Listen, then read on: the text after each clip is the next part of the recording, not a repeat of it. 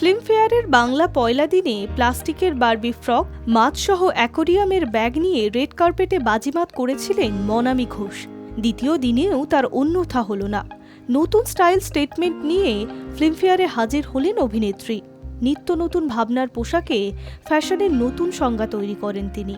যে কোনো অনুষ্ঠানের রেড কার্পেটের জন্য নতুন লুক ক্রিয়েট করে থাকেন। এবার ৪৫ কেজির ওজনের দড়ির পোশাক পরে সকলকে তাক লাগিয়ে দিলেন পদাতিক অভিনেত্রী।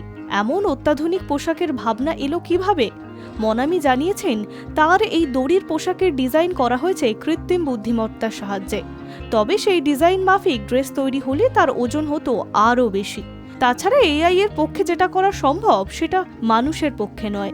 অভিনেত্রীর মন্তব্য, আমি যতটা ওজন বহন করতে পারবো সেটা বুঝেই পোশাকটি তৈরি হয়েছে। আমার এই দড়ির স্কার্টের ওজন প্রায় ৪৫ কেজি, আমার ওজন ৪২ কেজি। এমন সাহসী পোশাকের নির্বাচনের জন্য চলতি বছরের সেরা পুরস্কার জিতে নিয়েছেন মনামি ঘোষ।